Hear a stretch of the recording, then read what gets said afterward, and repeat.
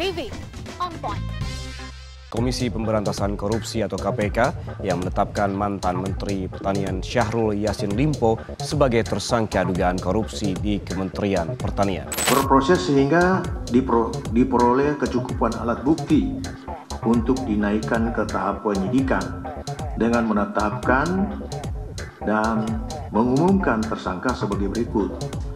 1. SYL, Menteri Pertanian Republik Indonesia periode 2019-2024. 2. KS, Sekretaris Jenderal Kementerian Pertanian Republik Indonesia.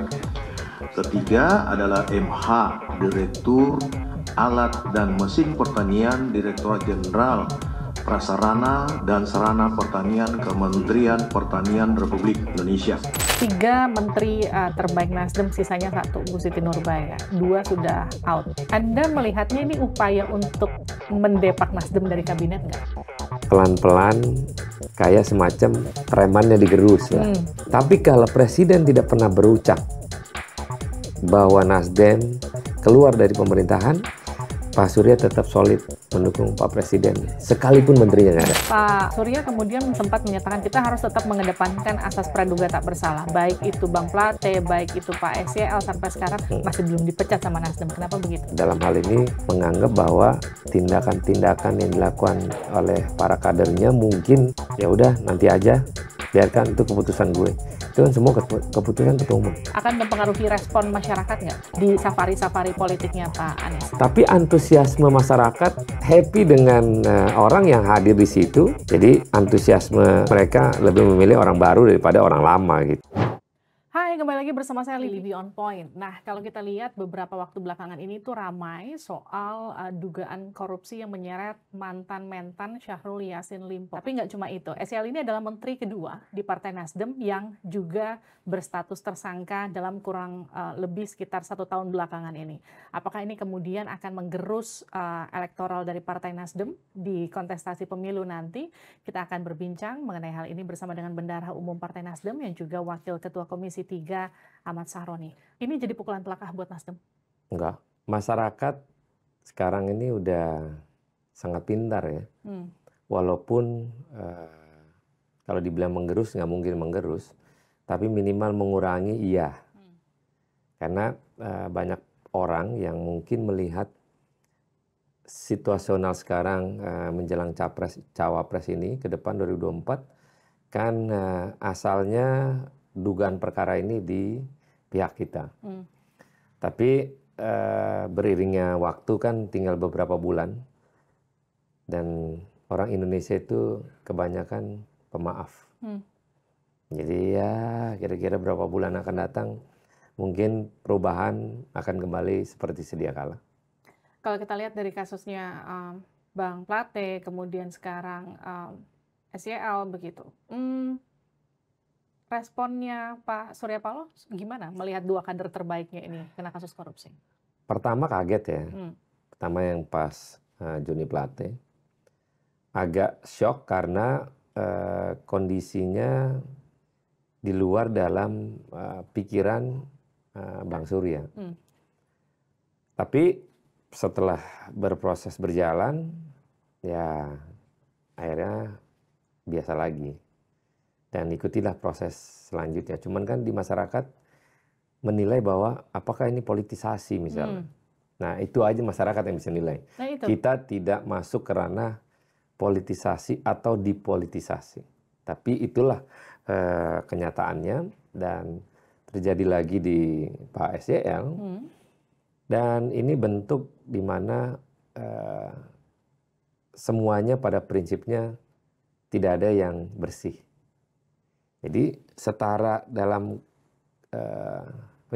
penyetaraan dalam pemeriksaan ini kan kalau dicari permasalahan mungkin ada orang yang nggak senang baik di dalam maupun di luar terkait dengan Pak SYL.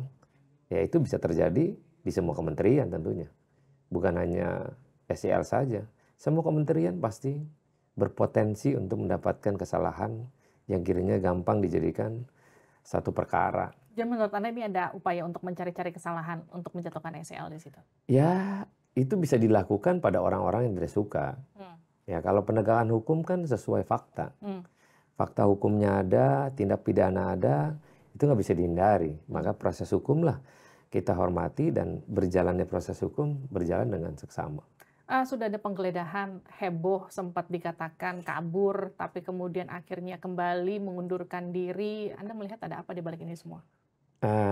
Kemarin kan ada pembahasan juga, dan Ali Fikri selaku humas dari KPK menjawab, ada skenario yang akan dilakukan oleh pihak KPK dalam hal ini mungkin mengumpulkan bukti yang konkret, yang tepat, supaya pada saat pengumuman itu komplit gitu. Jadi ada tersangkanya, perkaranya apa, dengan barang buktinya apa.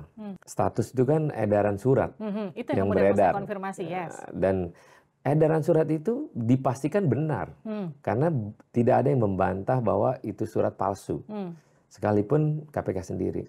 Tapi apapun yang terjadi sekarang adalah tindak pidana ada. Maka kita nggak bisa hindarin lagi. Tapi Anda merasa dirugikan nggak dengan pernyataan Pak Mahfud? Orang KPK aja belum ngumumin kok. Sebenarnya masalah rugi atau enggak kan melihat pada tupoksi kerja kementerian. Sekalipun mungkin Pak Menko memberikan satu pengumuman agar si tersangka ini diumumkan secara cepat.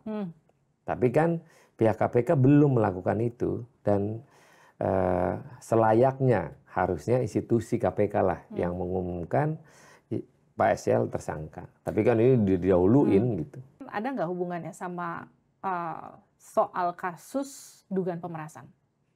Nah, itu dugaan pemerasan yang beredar sekarang ini, Pak SL sendiri kan melaporkan itu kepada Pak Ketua Umum. Kita ini nggak tahu. Kita nggak pernah dengar secara langsung. Tahu-tahu ramai isu di sosial media. Nah, sampai hari ini pun saya belum ketemu Pak SL langsung, belum. Jadi ketemu Ketua Umum DPP, saya di luar gitu ya. Tapi komunikasi yang terjadi dugaan pemerasan itu, dia sama sekali tidak bicara. Bungkam lah. Mungkin di samping bungkam terhadap DPP, juga nggak mau, DPP sendiri tidak ikut campur karena yang bersangkutan langsung berperkara, yang melaporkan katanya, kan kita nggak tahu nih, benar nggak yang melaporkan itu SCL atau bukan gitu. Tapi Bang, gini, ada beberapa asumsi yang bilang pelaporan terhadap ketum KPK yang kemudian dianggap ini adalah upaya serangan balik dari SCL. Menjadi isu serangan balik karena kedua belah pihak menjadi berperkara kan di antara kedua belah pihak. Tapi itu yang bisa menjelaskan nanti pihak polisi secara langsung. Kita nggak bisa menyampaikan, cuman kan ini isu bukan dibuat ya, isu terbentuk bahwa antara Ketua KPK dengan Pak SCL ini bersiteru. Tapi kita nggak tahu bersiterunya sampai di mana. Tapi faktanya? Faktanya kita belum sampai hari ini belum tahu sebenarnya apa sih terjadi. Kalau pemerasan itu kan kalau ada dugaan pemerasan, berarti kan harus ada alat bukti. Buktinya di mana proses alat bukti itu diberikan? Kalau memang ada pemerasan, kan muncullah foto di GOR itu ya. Nah, mungkin karena itu tempat umum, ya mungkin pertemuan itu sifatnya hanya formil mungkin saja, tidak selayaknya kayak direncanain. Tapi kan foto itu mempunyai makna, maknanya banyak sekali. Nah, itu lagi nanti bisa dibuktikan dalam proses hukum yang di kepolisian. Nah, sampai hari ini kita belum dapat. Tapi gini, sebagai wakil ketua Komisi 3 juga ya, maksudnya yang membidangi hukum, melihat proporsi KPK, di situ ada ketua dan juga kemudian ada orang yang juga dianggap sedang berperkara, di situ bertemu, itu kan dianggap melanggar kode etik seharusnya. Seharusnya Dewas bertindak, tapi sampai sekarang juga diem-diem aja. Kalau Anda posisinya sebagai wakil ketua Komisi 3 gimana? Atas pengakuan Pak Firly kan bahwa pertemuan itu di mana Pak SCL belum berperkara. Nah, pengakuan itu kan akhirnya bisa dijelaskan nanti pada saat penyelidikan di kepolisian. Apakah itu foto setelah berperkara atau tidak. Nah, kita pihak luar ini menunggu posisinya sampai di mana penyelidikan yang dilakukan oleh kepolisian dan akhirnya bagaimana dan apa. Ini kan masyarakat nunggu, kita aja nunggu gini. Sampai di mana ini? Apakah ini sebagai dugaan pemerasan benar atau hanya isu? Kan gitu belum tahu nih. Dan belum ada laporan bahkan ke internal Nasdem soal itu? Nggak ada. Sama sekali nggak ada? Nggak ada. Pak Surya kemudian sempat menyatakan gini, kita harus tetap mengedepankan asas praduga tak bersalah. Baik itu Bang Plate, baik itu Pak SYL, sampai sekarang masih punya KTA-nya Nasdem. Masih belum dipecat sama Nasdem. Kenapa begitu? Itu kan kebijakan ketua umum ya. Dalam hal ini menganggap bahwa tindakan-tindakan yang dilakukan oleh para kadernya mungkin masih menjadikan bahwa lah dia masih kader gue. Ya udah nanti aja, biarkan itu keputusan gue. Itu kan semua keputusan ketua umum. Bukan keputusan kita, tapi ketua umum lah yang memutuskan dipecat atau tidak. 3 menteri terbaik Nasdem, sisanya 1, Bu Siti Nurbaya. 2 sudah out. Anda melihatnya ini upaya untuk mendepak Nasdem dari kabinet nggak? Itu kan secara politis ya. Ngelihat bahwa pelan-pelan kayak semacam premannya digerus lah. Tapi Pak Surya tetap pada pendiriannya bahwa mendukung presiden sampai masa akhir jabatan beliau sebagai presiden 2024. Sekalipun menterinya semua nggak ada. Meskipun habis? Meskipun habis. Kenapa bisa kecuali, gitu? Kecuali presiden sendiri yang mengumumkan Nasdem keluar dari koalisi. Ya ngusir lah secara langsung. Kalau itu memungkinkan kita keluar dari pemerintahan. Tapi kalau presiden tidak pernah berucap bahwa Nasdem keluar dari pemerintahan, Pak Surya tetap solid mendukung Pak Presiden, sekalipun menterinya nggak ada. Kenapa bisa seperti itu? Nggak ngerti, karena ketua umum saya ini unique person sebagai ketua umum, selama komitmen bersalaman tangan tetap teguh. Kalau ada hal-hal di jalan kepleset lah menterinya, selama presiden tidak mengucapkan Nasdem keluar dari koalisi secara langsung dari Pak Presiden, maka Pak Surya menganggap bahwa tidak ada problem apapun dengan pemerintahan. Tapi kalau Anda melihatnya, ini murni kasus hukum atau ini politisasi hukum? Kalau ngomong fakta hukumnya ada, maka ini murni penegakan hukum. Kita nggak bisa bilang politisasi lah atau dipolitisasi lah, nggak. Kalau fakta hukum tindak pidananya ada, maka ini fakta hukum. Oke, ini menurut Anda ini adalah fakta hukum, bukan politisasi hukum, meskipun orang-orang berpikiran apakah mungkin ini ada urusannya ketika Nasdem adalah partai pertama yang mendukung Anies Baswedan kala itu sehingga membuat Pak Jokowi kurang berkenan? Ya, kan akhirnya Pak Jokowi menyampaikan itu secara terbuka. Ada 3 calon, ada Anies, ada Ganjar, ada Prabowo. Dan itu fakta bahwa bukan ketidaksukaan atau mungkin tidak welcome dengan seorang Anies Baswedan. Toh akhirnya alhamdulillah sekarang Pak Presiden mengakui ada 3 calon di sini sekarang. Dan calon pertama kita lah yang memiliki cawapres. Oke. Kalau soal pencekalan SYL yang nggak boleh ke luar negeri, keluarga-keluarganya juga dicekal begitu. Sampai kemudian sebelumnya Pak Surya juga sempat meminta Pak Mentan untuk mundur.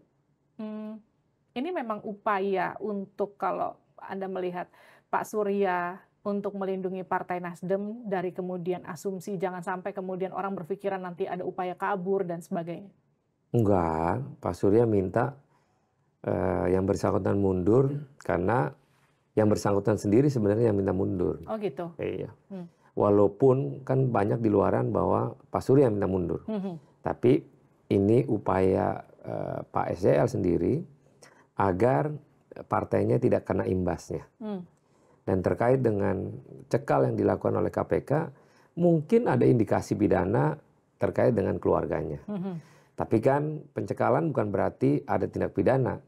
Tapi pencekalan itu upaya untuk agar mereka-mereka yang dianggap dugaan ada tindak pidana untuk tidak keluar dari areal Indonesia. Untuk lebih gampang kalau diperiksa, gampang dipanggil. kan bisa dikatakan gini, ini dua kader terbaiknya Nasdem yang kesandung kasus korupsi. Mungkin secara nggak langsung akan jadi pukulan bagi Pak Surya. Tapi kemudian apakah jadi berlanjut sampai kemudian Nasdem juga menawarkan bantuan hukum terhadap keduanya dan juga soal perlindungan akan seperti apa? Untuk saat ini bantuan hukum belum ya, karena Pak SL sendiri udah punya lawyer. Pak Febri ya? Nah, Pak Febri dan satu lagi ada seseorang ya, saya lupa namanya. Tapi untuk bantuan hukum dari partai belum. Belum. Oke. Kalau soal Anda lagi sebagai anggota Komisi 3, kabarnya DPR mau manggil KPK Ya, terkait kasus ini. kan sekarang lagi reses nih. Masuk lagi tanggal 1 November. Biasa masa sidang nanti setelah masa reses, biasanya kita panggil mitra kerja semua. Mitra kerja kita panggil sekaligus memanggil KPK terkait dengan rapat kerja bersama, yaitu dengan kinerjanya dan bertanya tentang apa yang terjadi saat ini. Jadi nanti masih lama nih, tanggal 1 baru. Pak Firly akan dipanggil secara khusus? KPK ya, bukan Pak Firly ya. KPK yang akan kita panggil, rapat kerja seperti biasa, dan sekaligus bertanya tentang apa yang terjadi sekarang ini. Oke. Kalau dikatakan gini, ini akan menjadi satu kasus yang cukup besar karena nggak cuma soal pertaruhan bagaimana kasus ini dibuka terang benderang di KPK, tapi juga di kepolisian. Anda melihat kasus ini akan menjadi satu bola liar yang akan jadi semakin besar kemana-mana atau gimana? Ini kalau masalah besar atau enggak kan tergantung prosesnya. Kita berharap jangan sampai besar lah. Dan tidak berharap lebih dari situasional. Kalau akhirnya besar kan yang rugi adalah pemerintahan. Nah, bagaimana cara penengahan dalam kondisi ini? Yang bisa menengahi dalam kondisi sedangkan dugaan tindak pidana yang dilakukan mungkin belum dikategorikan benar atau juga dikategorikan tidak. Kita sambil menunggu proses dari kepolisian dan KPK fokus tetap pada perkara dugaan tindak pidana yang dilakukan oleh Pak SL. Jadi sama-sama berjalan dengan institusinya masing-masing. KPK berjalan, polisi berjalan. Nah, sekarang ini bagaimana publik menunggu dari hasil-hasil perkara, dugaan perkara yang dilakukan oleh masing-masing institusi. Baik dari kepolisian menerima pelaporan dari seseorang, ataupun KPK yang sedang menyelidiki dengan tindak pidana yang dilakukan Pak SL. Tapi gimana kalau Anda melihat kasus ini, apakah kemudian akan dibuka secara terang benderang oleh pihak kepolisian maupun juga di KPK? Karena kan kalau kita lihat di kepolisian pun melibatkan Kapolrestabes Semarang di situ, yang juga kemudian dianggap sebagai ponakannya dari Pak SL. Jadi artinya istrinya? Iya, istrinya, suami dari istrinya ponakannya. Akan jadi menyeret terlalu banyak pihak nggak kasus ini? Bagus, ini harus terbuka ya. Kalau sidang Sambo aja bisa terbuka untuk umum, kenapa enggak perkara ini? Karena ini melibatkan publik, melihat secara langsung, terbuka aja. Transparansi itu penting. Karena jangan sampai ada udang di balik bakwan. Ya udah terbuka aja. Why not? Nggak ada yang mesti ditutup-tutupin. Jadi Anda merasa kalaupun memang bahasanya gini, kalau memang ada politisasi akan kelihatan, kalau nggak ada akan kelihatan, betul murni hukum akan ketahuan atau enggak gitu kira-kira. Kira-kira kayak begitu. Nanti yang menilai masyarakat, bukan kita-kita yang menyampaikan bahwa ini politisasi. Wah, tindak pidananya ada. Gimana politisasi? Tapi kalau keterbukaan secara terbuka-bukanya proses ini, senang kita. Oke. Pastilah ada pengaruhnya pada elektabilitas partai. Dan juga, amin, pasangan yang didukung oleh Nasdem, Bung Anies dan Bung Muhaimin Iskandar. Pasti ada. Tetapi sejauh mana pengaruh ini? Ketika masyarakat yang juga mempunyai masih harapan dan keinginan, upaya-upaya membawa misi baru gerakan perubahan ini harus berjalan sebagaimana yang diharapkan. Saya yakin salah-salah bukan memberikan efek yang negatif. Insya Allah barangkali justru akan mendapatkan sesuatu. Empati barangkali kalau memang dilihat pendekatannya ini secara terus terang, terbuka, di mana salahnya, dan sebagainya. Tetapi sampai saat ini harus saya katakan, kita berikan kesempatan dan penghormatan kita kepada aparat penegak hukum yang akan berproses nantinya mungkin kepada pengadilan hingga menjadi suatu hukuman tetap. Apakah itu bebas, apakah itu mendapatkan hukuman, semuanya kita hargai. Anda sendiri melihatnya gitu nggak? Tergerus pasti, tapi nggak terlalu. Minimal ada waktu 5 bulan, mudah-mudahan masyarakat Indonesia tidak melihat pada perkara yang sedang lagi ramai ini. Kan kalau udah pemilu kan orang konsen gimana caranya nyoblos dan siapa yang akan dipilih gitu. Konsen masyarakat cuma itu. Tidak melihat bahwa wah ini partainya karena berperkara ini. Enggak. Jadi menurut Anda itu nggak akan berpengaruh terhadap... Enggak berpengaruh besar. Kalau terhadap koalisi perubahan yang kemudian melihat di situ ada posisi Anies, kan bagaimanapun Nasdem itu adalah partai pertama yang mendeklarasikan Anies. Jadi kalau melihat Anies itu meskipun dia tidak terafiliasi ke partai manapun, pasti ngelihatnya representasinya ke Nasdem. Gejolak yang ada di internal Nasdem ini kemudian melihat akan mempengaruhi respon masyarakat nggak di safari-safari politiknya Pak Anies?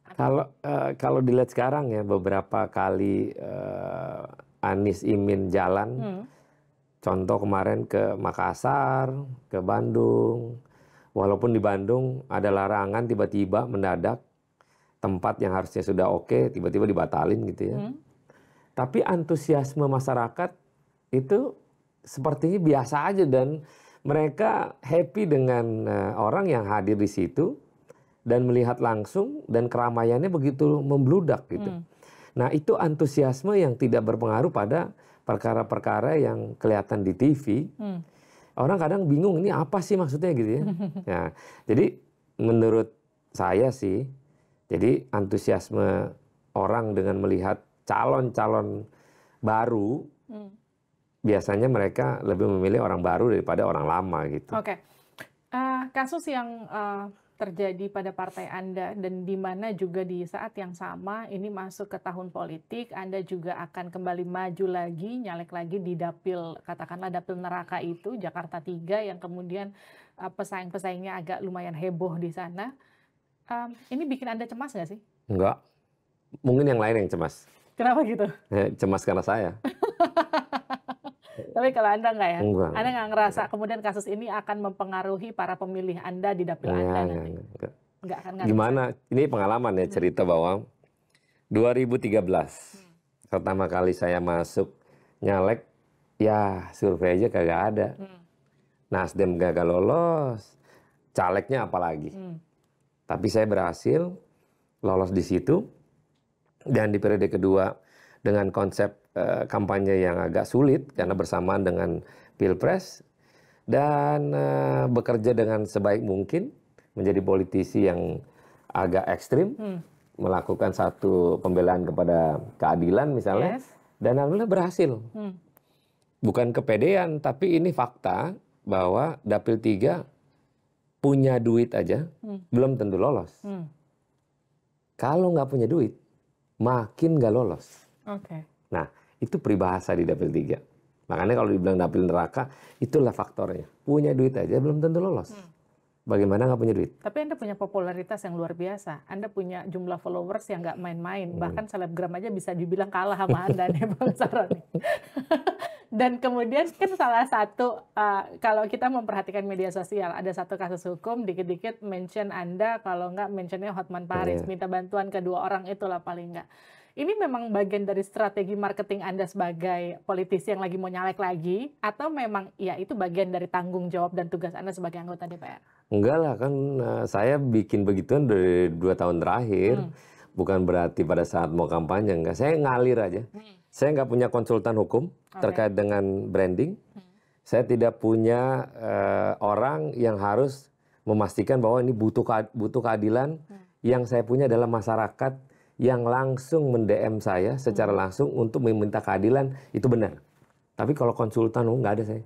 Tapi kalau dikit-dikit orang ada berperkara nyolek Bang Sahroni, ini itu nggak ribet ya? Enggak. Jadi perkara yang kiranya butuh dukungan kepada publik, no viral, no justice, itu benar.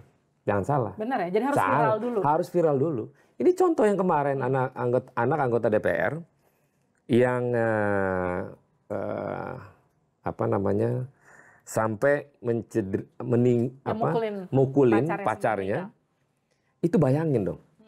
Awalnya polsek di daerah Surabaya, entah apa namanya tuh ya, salah satu polsek, meninggal dikarenakan sakit lambung. Kan gila itu. Saya protes ke Mabes. Gimana lu bisa bilang orang meninggal gara-gara lambung, tapi video yang beredar itu adalah orang yang disiksa. Nah, dari situlah saya posting tuh. Dari situlah saya langsung komunikasi dengan Kapolres. Maka itu dalam waktu singkat 1x24 jam si pelaku langsung ditahan. Kalau itu nggak ada urusan sama Dapil Anda ya? Nggak ada urusan. Itu Surabaya, jauh banget gitu. Tapi saya fokus gimana fungsi kerja saya bisa bermanfaat bagi orang banyak di Indonesia. Mau dimanapun saya bekerja untuk memberikan rasa keadilan yang mereka butuh. Untuk saya akan lakuin itu dan saya nggak perlu kontak lebih dalam. Saya cuma ngetek aja kepada pihak terkait. Misalnya dengan kepolisian, saya ngetek aja ke Kapolri. Itu tim media sosialnya Kapolri.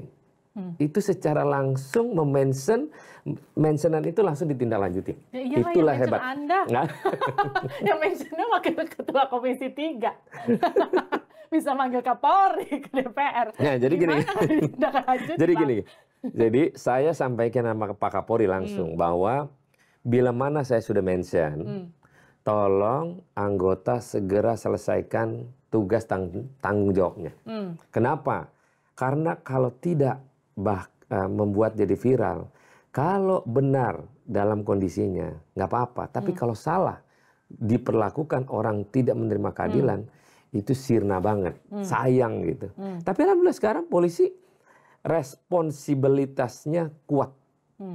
Ya itu tadi. Pokoknya kalau saya udah mention yang tragis dan butuh perhatian publik untuk mengawasinya, polisi the best. Menegakkan keadilan itu jadi misi Anda kah? Sangat. Kenapa gitu? Ya karena dulu kan saya nih gembel, butuh keadilan juga.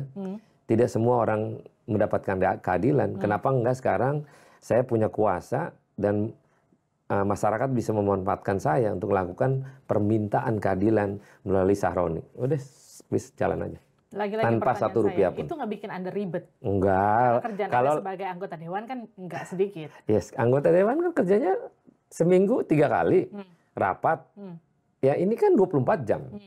Permintaan segala macam dengan suasana keadilan dan butuh viral. Kenapa? Karena no viral, no justice. Nah, itu dia, popularitas yang terlalu besar itu kan kadang jadi pisau bermata dua ya. Bisa kemudian itu menguntungkan Anda, bisa juga itu kalau nggak hati-hati mencelakai Anda. Anda ngerasa gitu nggak? Pasti, tapi itu resiko. Tidak semua harus kita terima dengan narasi yang selalu positif. Pasti ada negatifnya. Dan semua orang yang nggak suka dengan saya, pasti. Dia kan menunggu Sahroni salah nih. Keplesetnya apa nih? Nah, dengan itulah kita harus tetap menjaga bahwa jangan melakukan semena-mena. Yang penting saya melakukan di mana orang butuh keadilan, disitulah saya hadir. Oke, Anda kan bisa dikatakan dulu orang yang, mohon maaf nih, orang yang tidak berada sampai kemudian orang yang berdaya begitu. Tapi orang juga kan bilang gini, iya no viral, no justice. Tapi no money juga no justice. Gimana tuh Anda melihat itu? Oh, itulah buktinya. Kalau viral, nggak ada no money. Selesai dengan seksama. Tapi kalau no justice, pasti ada maninya. Nah itu republik kita. Dan itu harus kita akui. di mana perlakuan terkait dengan apa yang dilakukan untuk pembenaran, walaupun dia salah, money talk. Tapi kalau viral di ruang publik, no money. Tapi Pasti dapat popularitas justice. itu membantu Anda nggak untuk kemudian menjadi semakin populer, kemudian menarik perhatian masyarakat di dapil Anda gitu? Menjadi populer sebenarnya orang mana sih yang nggak seneng? Tapi menjadi populer menjadi sulit, ruangnya jadi kecil. Orang pasti memperhatikan. Tapi saya prinsipnya perjalanan dalam sekarang ini, bagaimana caranya orang memanfaatkan saya untuk mencari keadilan. Popularitas saya nggak pikirin, mau naik syukur, nggak juga apa-apa. Yang penting saya kerja ikhlas aja. Jadi nggak ada hal terkait dengan mencari-cari gitu, nggak ada. Saya nggak. Di partai juga saya nggak ambisi dan gila jabatan, nggak. Saya nggak. Anda nggak cuma dikenal sebagai seorang politisi, tapi juga lebih ke seorang selebgram, bahkan orang yang kemudian dianggap populer di media sosial. Kalau dikatakan bicara modal untuk kampanye, artinya ini sangat meminimalisir modal Anda. Oh sangat. Tapi bukan berarti gini ya, ini yang salahnya kebanyakan politisi yang merasa udah terkenal, tapi dia mengurangi upaya untuk memperkenalkan di level bawah. Kalau saya enggak, tetap. Jadi jalan aja, walaupun tetap populer, tetap merakyatnya wajib, jangan dihilangin. Jadi tetap aja jalan normal, nggak ada untung udah terkenal ini, jangan, salah. Nggak balik ke dapil itu salah ya? Salah. Problem utama dapil Anda tuh kira-kira apa? Banyak problemnya sih kalau di Jakarta, nggak terlalu kayak di daerah ya. Daerah kan butuh pendidikan yang cukup. Tapi Jakarta orang berpendidikan semua. Banyakan ya butuh perhatian. Perhatian apa? Kalau udah di pelosok daerah Jakarta Barat tuh di ujung kayak semacam kayak air bersih, terus jalanan yang perlu yang memang perlu pengaspalan. Terus bagaimana mereka dapat perhatian dari pemerintah daerah. Ya dorongan-dorongan itu yang kiranya mereka menyampaikan aspirasi dan kita upaya pada orang-orang yang memang kita bisa komunikasi untuk memperhatikan lebih di tempat saya biasanya untuk ke dapil biasanya gitu. Bang gini, dari 2013 benar ya Bang? Start menjadi anggota Dewan sampai 2023 mau masuk 2024. Orang pertanyaan gini, gila udah selama itu. Perubahan apa yang dibawa Ahmad Saroni? Banyak. Kalau yang ekstrimnya adalah sejarah membuat satu event internasional Formula E. Yang semua orang takut untuk bertanggung jawab. Saroni hadir di situ untuk melakukan satu sejarah bahwa Republik kita melakukan sesuatu yang tidak mungkin menjadi mungkin. Walaupun daya politiknya begitu besar, tapi saya karena ikhlas jalanin dan alhamdulillah berhasil. Itu contoh yang simple, yang daya upaya semua mata memandang politik menjatuhkan dengan segala cara. Seorang Saroni siapa sih? Bukan siapa-siapa. Tapi karena saya melakukan dengan ikhlas, saya berhadapan dengan para dewa-dewa politik di negeri ini, ya karena saya junjungannya karena negara aja. Saya bukan karena diperintah seorang Surya Paloh misalnya. Enggak, prinsipnya bahwa, Roni kau bantuin itu. Bagaimana caranya itu berhasil. Itu pesannya Pak Surya. Ini maju lagi, apa kemudian target utama paling enggak ketika nanti Anda terpilih? Ya itu nanti masalah setelah terpilih kembali di periode ketiga, jabatannya adalah langsung pada ketua umum yang perintahin. Mau jadi apa aja. Kita nggak bisa bilang, Ketum, boleh nggak saya ini? Nggak bisa tuh. Tapi ngapain nyalek? Katanya Anda mau maju DKI 1. Siapa bilang? Enggak ya? Nggak ada. Nggak ada. Wong saya majunya mau jadi presiden. Oh iya benar. Tapi karena udah ditunjuknya Anies, ya udahlah saya nunggu aja 2029. Nggak ada saya kepengen gubernur, nggak ada. Enggak ya? Nggak ada. Oke, sekarang saya mau masuk ke pertanyaan cepat. Kalau Anda kembali menang ke Senayan, semangat apa yang ingin Anda tawarkan?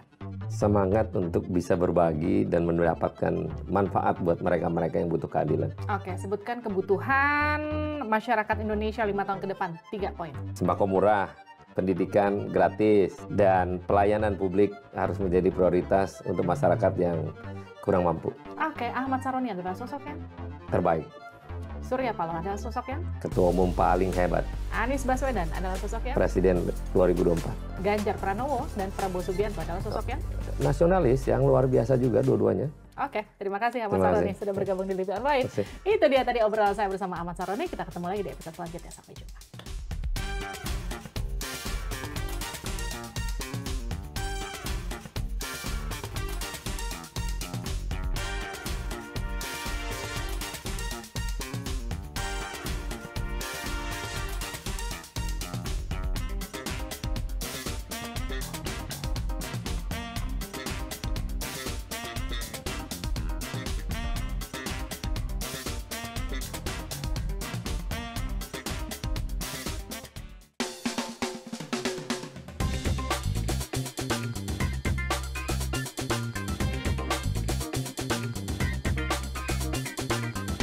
Living on point.